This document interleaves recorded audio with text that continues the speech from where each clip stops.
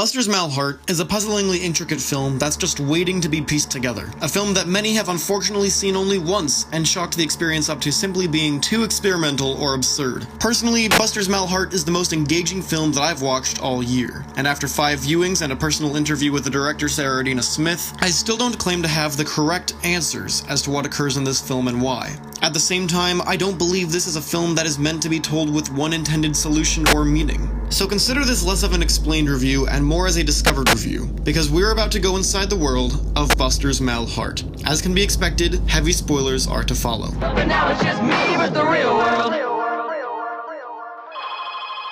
Jonah, I need to see you in my office. In a minute. In order to fully understand the motivation behind Jonah's actions throughout this film, first we need to know what the message of Buster's Malheart is, and who ADINA SMITH intended Jonah to be as a person, or in another sense, two people. The two sides to Jonah are probably best portrayed in a scene while Jonah is still whole. The cowardly side of him that longs for independence and living off the land confesses to DJ Qualls' character that he feels like his heart wasn't made right after he scares off Marty during an argument. Jonah says, "I'm driving to work, got the sinking sensation again, like my heart wasn't made right. When that happens, I just want to run away." It's the side of him that's alluded to have a criminal record and a dark past before he met Marty. When discussing DJ Qualls in his state of need, he says, "He needed a bed. I know what that's like." This is a darker side to Jonah that he cannot ignore, but instead it's suppressed and something that he hopes to have moved on from because of how much he loves his family. However, Jonah never has a full control over all of his impulses to revert back to his darker side, such as when he's tempted into robbing guests of the hotel that he works at. However, that leads us to the main theme of Buster's Malheart. Can a heart ever be whole? In an interview with Rami Malek and director ADINA SMITH, the two give their own perspective on the paradoxical question at the root of the film. You know, I saw this guy who was had a family and had this idea of what it was to love that family and give them everything, but also wanted a sense of freedom. The question arose in the script of if those two things could coexist in equilibrium, if you could really have something as fierce as love and freedom. Or is it a paradox where one must always give way to the other? I think the central question of the movie is freedom possible at all? And do you want it once you get it? At what price? Although the root of Jonah's happiness is his bond with his family, the heart wants what the heart wants, and what happens when the heart is wrong. Throughout the film, Jonah is attempting to overcome his inhibitions with optimism in the face of literal biological pessimism. As the director says, his heart was literally born bad. However, when Jonah meets Brown, DJ Qualls' character, and he is presented with a tangible outlet to what he perceives to be freedom, he's tested. Will he stay in his safe life with his beloved family, or will he devolve into a lesser man? Now, depending on whether or not you believe that Brown is a real person or a figment of Jonah's imagination, either Jonah uses the idea of the second inversion as a vice to escape the real world, or he's influenced by some external powers to revert back to the animalistic instincts of his Malheart. Whether Brown is a real person or not, I will touch on later in this video, but for now, what is the second inversion? When the great inversion occurs, the spin of the universe will be reversed upon itself, creating a cosmological storm of unfathomable power. As Brown describes in one scene while sitting across the hotel bar from Jonah, the first inversion occurred when Adam took fruit from the Garden of Eden, and therefore found freedom after rebelling against the pre-existing societal conformity constructed by God. However, once humanity was no longer restricted by the limitations that God had provided them, individuals were free to form their own larger, more complex societal confinements in government, countries, corporations. So intuitively, if the first inversion was an overhaul of God's society created for man, and then the descendants of Adam and Eve reconstructed society in their own image, then it could naturally be assumed that the second inversion would be an overhaul of this second society. And while Brown describes the second inversion to Jonah as a far more monumental event involving the collapse of society as we know it, for Jonah himself, the second inversion is a much more personal event. I'll explain more exactly how the second inversion relates specifically to Jonah's life. But for now, what does this event mean for Brown? And where does he come from? While Brown's identity will be fully explored in the final chapter of this review, what is important to remember for now in the back of your head is that Brown describes himself as an exterminator. I'm like a roving exterminator. I find the bugs, I fix the binary. 2, that he's the prophet of the second inversion, and that he is hired by companies to keep their sinking ships afloat. Either way, for a long time, Jonah is slowly absorbed by the temptation of freedom that Brown provides. Yet after a slight scare with his boss almost catching Jonah and Brown stealing, Jonah fights against his heart's malintended desires and pushes himself away from Brown permanently. Jonah actively chooses happiness over freedom. And ultimately, these are the two halves of Jonah that drive him to divide at the end of the film. The part of him that, when faced with the harsh realities of the world, runs away in fear, and the other who demands to have a reckoning with his maker. Neither man is happy, neither man is free. But they're both looking for something. Life is riddle, life's a riddle, man's a riddle. At its core, Buster's Malheart is not a religious film. In order to gain meaning from watching it, you don't necessarily have to derive your own answers to what happens in the film as religiously based solutions. However, this film's characters and some story arcs take heavy inspiration from the Bible in order to tell a new narrative. Specifically, the arc in which Jonah is adrift at sea, which is in many instances referred to as the belly of the whale. We hear this phrase in the song that plays over the opening credits, the cable television preacher that Marty listens to, Only the whale knows his secrets. The whale is the living temple. and from Jonah himself at the end of the film when he tells the version of himself from the mountains, Estamos en el vientre de la ballena, mi amigo. Se traga uno, escupe el otro.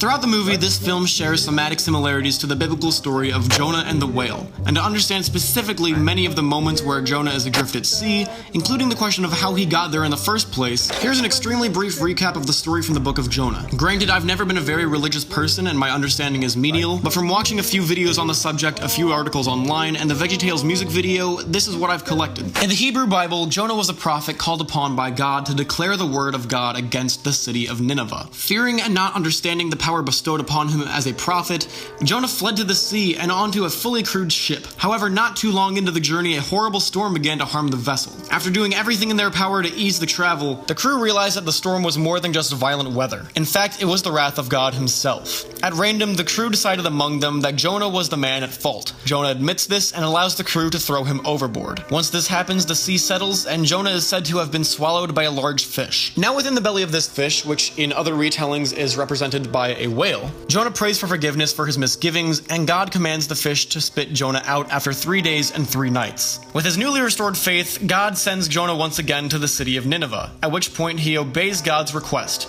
However, not a soul in Nineveh believes Jonah's words. Displeased, Jonah leaves Nineveh unfulfilled and heads for the blistering desert. Giving Jonah a second chance, God provides Jonah shelter from the scorching sun by growing a tree to give Jonah shade. God tells Jonah that if he takes care of the tree, Jonah will remain safe. However, after one night, Jonah failed to take care of his shelter and the tree withers, leaving Jonah for the blistering sun. And that's the extremely unhappy story of Jonah and the whale. Some who have watched this film have suggested that Buster's Malheart is a full retelling of this story, but in a modern setting, even using this comparison to explain the biggest question in the narrative of the film: who killed Jonah's family? But for starters, it is safe to assume that at most, this story explains how Jonah became adrift at sea. As for being in the belly of a whale, even in the biblical representations of Jonah's story, the imagery of a whale is rarely meant to be taken literally. So the fact that in the film Jonah is merely trapped in a boat with no current means that the belly of the whale is merely a phrase that is meant to invoke a state of limbo. The whale is an allegory for Jonah's lack of faith, which is eventually restored due to his isolation. At the end of the film, Jonah divides into a half of himself that seeks independence and answers, and a side that runs away from the world and hopes to go fishing in the ocean. However, while there are many similarities to the biblical story, Buster's Malheart is not meant to be a full retelling of the Bible, as some reviewers have suggested. In one theory I heard about the film while on his staycation, since Jonah is flooded with paperwork and unable to take care of his family, God himself is the one who takes Jonah's family away from him. This theory suggests that Jonah's family takes on the same identity as the tree that Jonah is given by God after leaving Nineveh, and that when he does not aid the tree's growth, it disappears. However, this cannot be true according to the interview I conducted with the director of the film, ADINA SMITH. When asking her about the relationship the film has to the book of Jonah, she had this to say: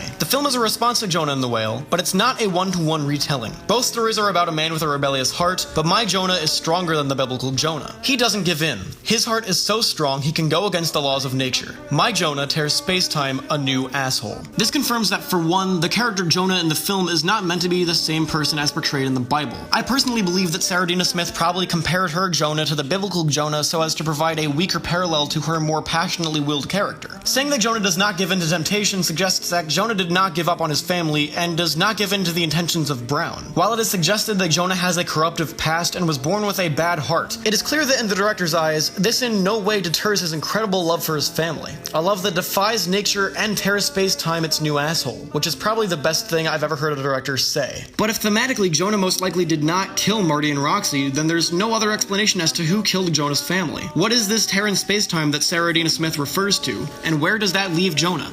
Where does that leave us as viewers?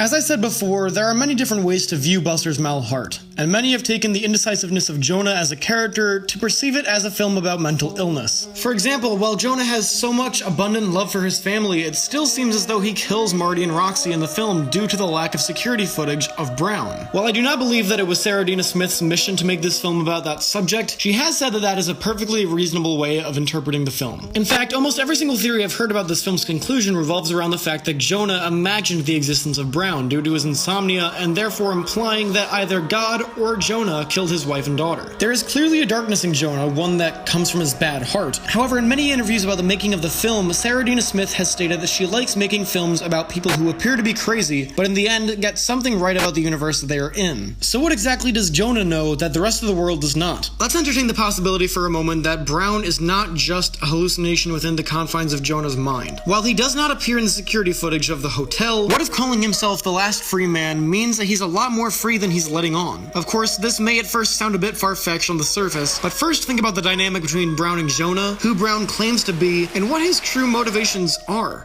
For most of his screen time, Brown is in the film right by Jonah's side, which supports the fact that he could be a figment of Jonah's imagination. However, in one of the few moments in the film in which Jonah gives in to the temptations of his bad heart, Jonah and Brown form a plan to rob guests of the hotel. Jonah mans the security cameras and lets Brown know if there are any approaching guests, while Brown enters rooms randomly and steals pieces of jewelry. If Brown were not to exist at all, how could this plan have possibly been successful? There is no possible way for Jonah to have been in two places at once without getting caught. Therefore, in some way, shape, or form, Brown is real, but because he doesn't appear on any of the security cameras, he's most likely more than human. Brown describes himself as someone hired by companies to keep their sinking ships afloat. Assuming that he is more than human, it's highly unlikely that Brown would work for any real, manually run company. And that word company is most likely used in a different sense by Brown. When Brown first describes the first inversion, he explains that the event in question occurred when God's perfect paradise for humanity collapsed because Adam took a bite of the apple. In its place, humanity expanded and reformed into a new form of civilization. Brown continuously mentions the system or the machine within this film. I think someone's trying to get rid of me. No one likes a guy who sees too much. I told you, I'm outside this system. So what if that's exactly who Brown works for, this greater machine? While this all may seem very speculative, there is a moment that I will address in about a minute that may make this theory seem more concrete, as I believe it's most likely the closest theory to the director's intentions. As Sarah ADINA Smith states, Jonah was created with a genuinely malintended heart by the powers that be. Even though for most of his life it appears that Jonah pursued the motivations of his bad heart, once he meets Marty, this all changes. Jonah is no longer behaving the way in which he was meant to. When Brown enters Jonah's life, he calls himself a roaming exterminator. I find the bugs, I fix the binary. While early in viewing this film, this could initially just be perceived as slang to describe a regular occupation, this piece of dialogue is reintroduced later in the film, which provides it with new meaning. But more on that in a moment. Finally, Brown states to Jonah that he is the prophet of the second inversion. And while he continues throughout the film to describe the second inversion as an overhaul of all of society as Jonah knows it, what if the event itself is on a much smaller scale than Brown lets on? If Brown only appears in the real world for Jonah specifically, and as history will prove, no grand overhaul of the system occurred on Y2K, what if Brown is simply describing an overhaul of Jonah's life? Even though years later, while Jonah is in the mountains, he believes that Brown was a figment of his imagination, and he begins taking on Brown's identity as the last free man and the prophet of the second inversion, assuming that Brown is actually real. Jonah was never a prophet to anything or anyone in this film. And in fact, Brown was the one who was the prophet warning Jonah of a cause in Jonah's universe. As shown in the book of Jonah, the purpose of a prophet is to speak the word of God to the masses, not to an individual. So it would thereby make perfect sense that Jonah would not only be seen as crazy by the outside world when he preaches his warnings over radio shows, but he is the only person who would be affected by the alleged second inversion. The second inversion is in fact a struggle that Jonah will have to face alone.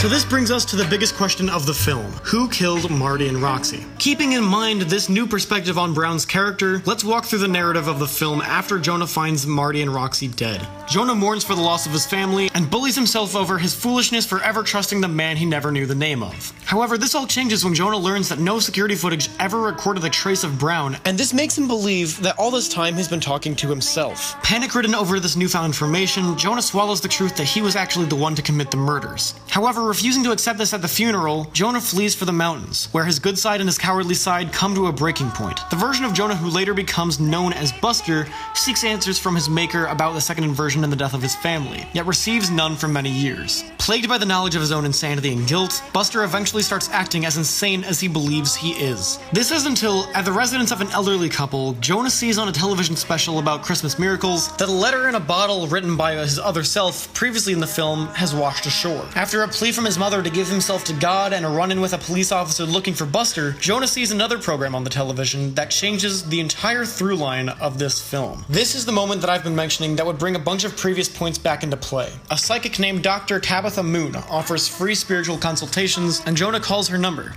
This is what happens next. Tell me where I am. You're on a boat. You've been there for a long time. Why am I there? There's been a mistake. There's a bug in the system.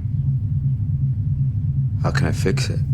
We sent an exterminator. I'm like a roving exterminator. I find the bugs, I fix the binary. We are sorry for your loss. Essentially, Jonah is told that his heart split into two because there is a bug in the system. Jonah is this glitch in the system. On top of that, when Dr. Moon says we sent an exterminator, we even rewatched the clip of Brown using the same exact phrasing before going through the rest of the scene. Because of this, I believe that not only is Brown a real individual, but he's the one who killed Marty and Roxy. But what would his motivation be? If Brown works for the system, the machine, whatever you want to call it, which constructs people to behave in a certain way, if someone such as Jonah were to be born a bad person, but then defy those biological characteristics, it would make sense for this system, this we that Dr. Moon describes, to send someone to correct this error to maintain the stability of the universe. Brown is this fixer. When initially approaching Jonah, Brown's original plan to revert Jonah to his original status as a bad person was to get Jonah to leave his family and start a new life as a fugitive. However, the only emotion within Jonah that is stronger than his temptation to run is his unfathomable love for his family, which in the end is what causes Jonah to stop allowing Brown to corrupt him. When Brown's plan fails, he's punished by the machine that he works for. I took a beating. As Jonah says at sea, once you've seen inside the machine, they don't let you leave. While Brown wants to escape the machine, he may not be as free as he likes to think. Having once failed his mission and being forced to fix the glitch within Jonah's mal heart, Brown plans to take away the one part of Jonah's life that is keeping him whole. His family. Killing them thereby should remove the love within Jonah's heart and launch him into a downward spiral that should have fixed his problem. Yet Jonah's heart splits in two and the problems only increase. When Dr. Moon continues to use this word we, she refers to the machine, the system, the overbearing force that is meant to control the universe. The company that Brown works for is this machine, which explains why he killed Marty and Roxy, and also explains why he cannot be seen by anyone else. We are sorry for your loss.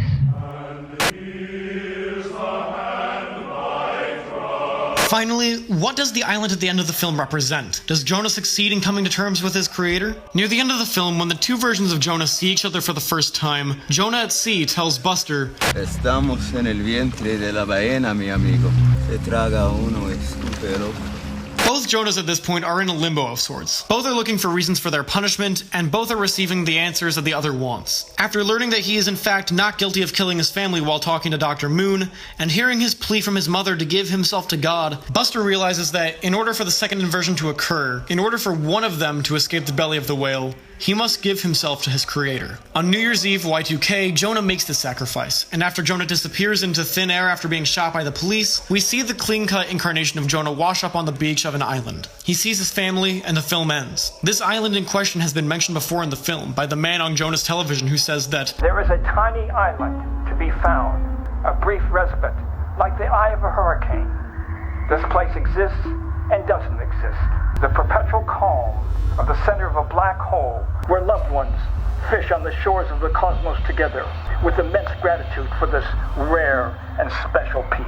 I believe that this island most likely exists and doesn't exist in the same sense that the machine, the system, and Brown also exist and don't exist in the real world. Since Jonah, a man born bad, is able to make the ultimate sacrifice because of how strong his love for his family is, the second inversion ends up occurring, and rather than the cowardly version of Jonah reaching the island, the clean-cut version of Jonah is able to conquer his mal heart, defy the intentions of the universe, and reach the island, this hidden paradise by tearing space-time its new asshole. I do believe that by the end of the film, the greatest thematic question of Buster's mal heart is answered. A heart can in fact be whole.